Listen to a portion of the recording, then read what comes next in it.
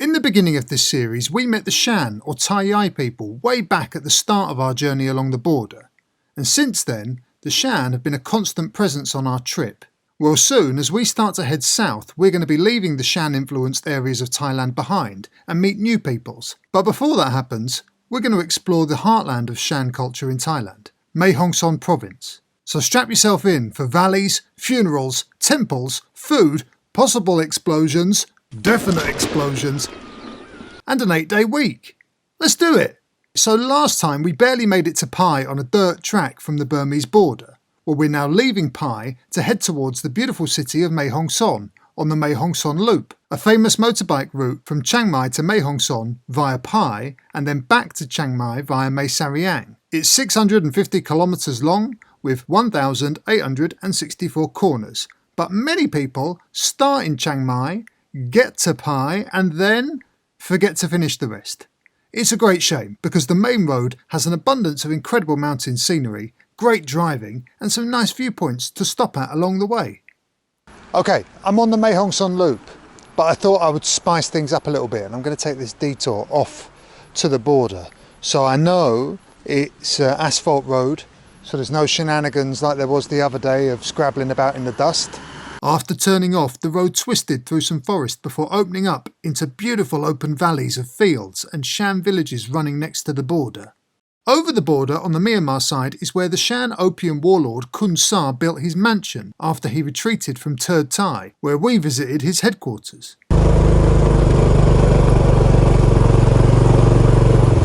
Sorry, Cup. Hello, Cup. Alright, managed to blag my way past that one, just in time to run over some of his chickens. I don't know why they cross roads, but they bloody well shouldn't. Coming up to the main Shan village, I began to notice a lot of people heading my way. Let's see what's going on.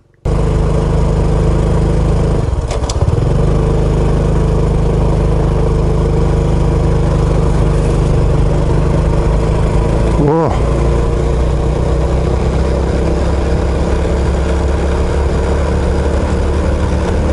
I don't know if that's an accident that's just happened. It's weird that maybe the ambulance brought the body up for burial or cremation. Suddenly we come across a wild funeral. Don't really want to crash on a funeral, you know. A wedding, I think, yeah, fair game. I'll crash a wedding. No bother. But a funeral, because not only is it kind of poor form to gate crash a funeral, some random foreigner turning up could be a sign of bad luck. Could be a sign of good luck. Probably not though, eh? Not me anyway.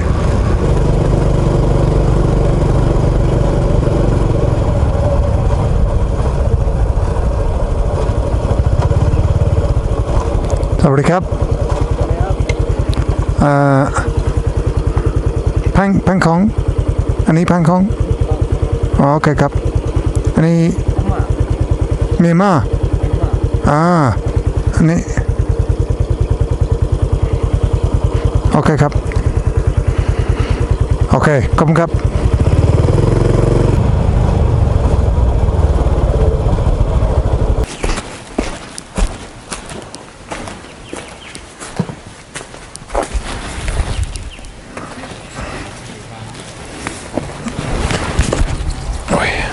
So, in front of us, there's this valley below. This is Burma on the other side. And so all of these little camps, especially that one over there, will be army bases. This is full. In the distance, not that far away, it might even be over there, is Loi Tai Leng, which is the headquarters of Shan State Army South.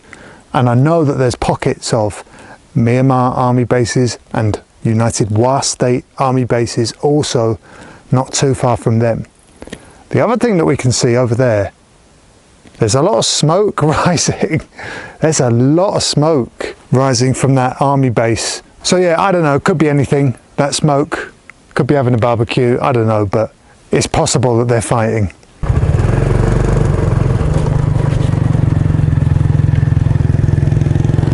These are the spirit houses of this Shan village. I'll explain more in a second. On the way back, I spotted an unusual pagoda in a little village, so I pulled off to take a closer look.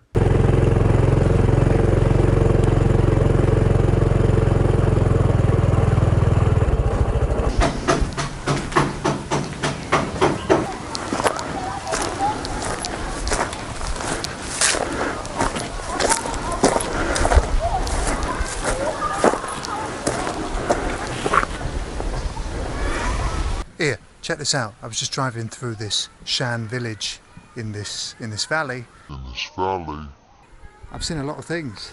I've seen a lot of temples. And I've seen a lot of pagodas and stupas. But I don't think I've seen many square ones before. So we've got this wonderful squared off pagoda, stupa. And at every point we've got a little image of Buddha inside every one of these sheds. Here we've got a nat house, so we've got the local spirits. In Myanmar they're called nats, and often you have nat houses to offer things to the local spirits. We see one later on in Mae Hong Son, and I explain again what it is, so if you love hearing the same thing twice, stick around because it'll be right up your street. Sawadee krap.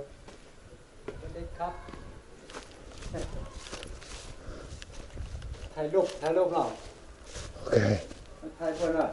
ได้ไหมได้ขอบคุณครับอันนี้ไทยใหญ่ไทยใหญ่ไทยใหญ่ครับอันนี้ไทยใหญ่ไม่ส่งค่ะไม่ส่งไม่เป็นไรเชิญขึ้นถ่ายรูปบนก็ได้สว่างดีขอบคุณครับเนี่ยสว่างดีอ๋อถ่ายได้แล้วขอบคุณครับผมห้าปีที่แล้วผมอาจารย์อยู่ที่ยังกุ้งอ๋ออยู่ยังกุ้งเมียนมาThe drive out looks even better than the drive in. Look at this place. Beautiful scenery. Anyway, that was it for the valley. Time to head towards Mae Hong Son. But the Shan fun wasn't over yet, because outside the city is this giant bamboo Shan monastery and Instagram backdrop. Let's check it out.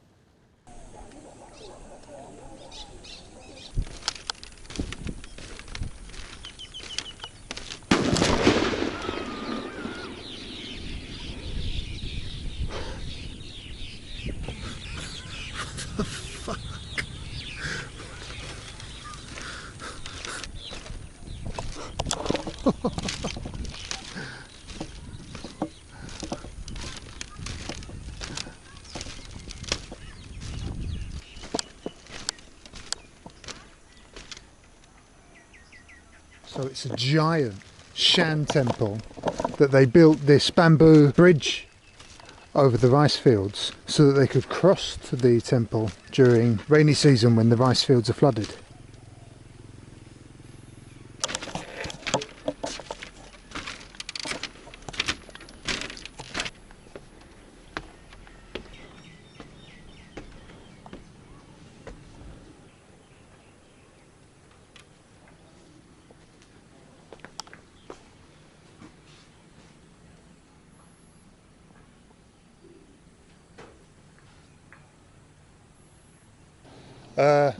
Interesting.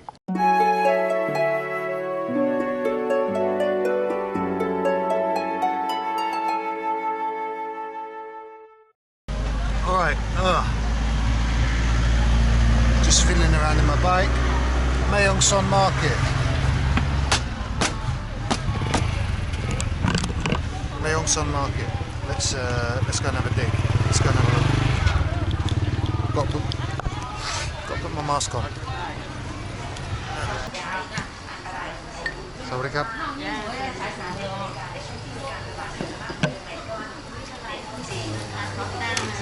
The mornings in Mae Hong Son are actually pretty chilly, and there's nothing better than a bowl of hot dobuon from this legendary stall. You've seen it umpteen times by now on this trip. It's a liquid porridge made from chickpea flour, poured onto rice noodles, topped with peanuts, soy sauce, chili oil, pickled vegetables, and at this particular stall, 2 types of crispy fried tofu. Fried yellow chickpea tofu and fried bean curd, you know, like normal tofu. It might actually be stinky tofu, but I'm not sure. It's not that stinky. Anyway, this lovely lady has been here for years and speaks Thai, Shan, Burmese and I think some English. A must visit if you go to Mae Hong Son. Mae Hong Son's got one of those great early morning markets, full of stuff, full of clothes, full of food, full of fresh stuff. Yeah, loads and loads of like interesting local bits, stuff to bash your head on. Yeah, it's really one of my favourites. It's a super little market. Anyway, let's have a look. Enough waffle. Here, look, plenty of Shan bean discs. So these are all different versions of the same thing. These are soybeans that have been fermented and pounded into a paste and then put into a disc and left out in the sun. And then you've got these ones which have got more bits, maybe some chili and stuff in. And what you do is you toast them like this. These have been toasted, and then you grind them up into a paste and you use it in soups and curries and seasonings. Yeah, it's like the quintessential seasoning of this part of Thailand. You know, it kind of does what shrimp paste does in Thai, southern Thai, central Thai cuisine.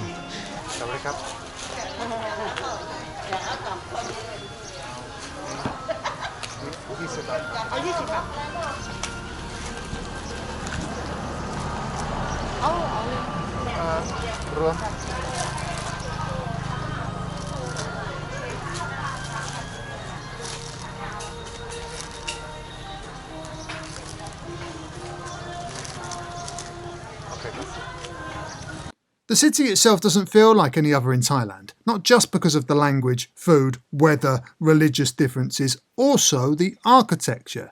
There's this big, unusual building in the middle that dominates the town, as well as whatever this is.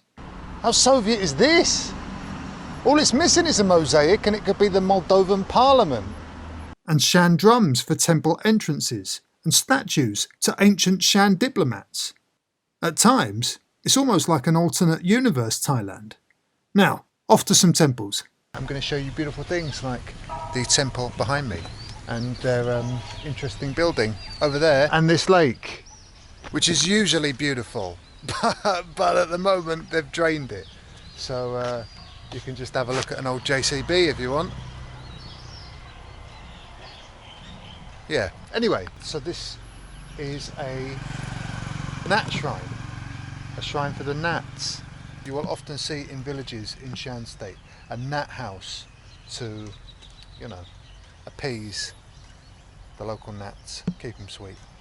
One of the examples how things in this town, in this province, slightly different, ever so slightly different, in a wonderful, beautiful way. Maybe not, eh? If you've not been into a temple in Myanmar, there is a few differences, and one of which you're going to see in this temple here in Mae Hong Son.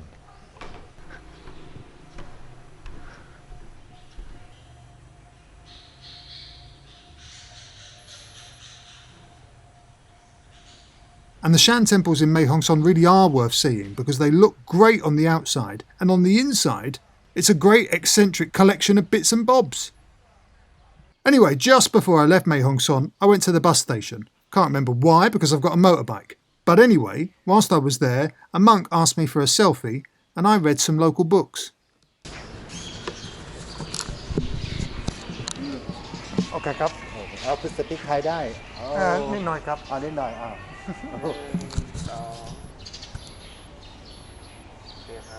สองตัวนะ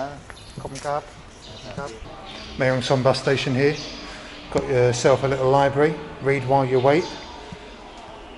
Bit of a Sophie Kinsella in English. All right. They know what the backpackers want. New Testament in Thai. And we've got a little selection here of stuff in Shan. So if Shan is your language of choice, look at that. That looks fabulous. It's a comic. Oh, whoa. Awesome. Maybe this is Sophie Kinsella in Shan. Who knows? Something for everyone, eh? Outside of Mae Hong Son city, I drove through some lovely Shan villages, like this one, that just had this giant empty temple where kids were gathered playing shooting games on their mobile phones. As a path to enlightenment, that's a new one on me. And this one, next to a nice big lake that had this charming old teak building and an interesting stupa outside. Let me try, and fail, to explain more. There should be 8 of these. I could be wrong. Let's have a count. 1, starting from the gate. 1. I'll spare you the counting lesson. 8. Hey. Whew. I thought I was going to be embarrassed then. So, there are 8 of these, and they are for each day of the week in the Burmese calendar. Each one of these 8 points reflects one of the days, and depending on what day that you were born on, that's the place where you go and worship and make an offering. The day that you were born on is incredibly important in Burmese Buddhism, and I guess Shan Buddhism as well. And so the Garuda, which is this mythical animal, is Sunday. I know that because I'm a Garuda. I was born on Sunday, so I am a Garuda. And then I think, I could be wrong, but I think the tiger is Monday. I think it goes this way. I think it's tiger, Monday,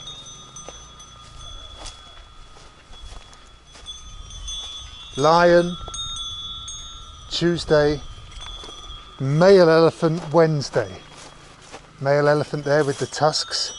Now Wednesday morning is a different day to Wednesday afternoon. And I was told that's because Buddha was born in the afternoon, and so Wednesday's 2 days for the Burmese. Wednesday is 2 days. Before noon and afternoon, 2 different days. So Wednesday morning, elephant, male elephant with tusks. Wednesday afternoon, the dragon. Is that right? I might have got these wrong. Yes, you do. Here's the actual list.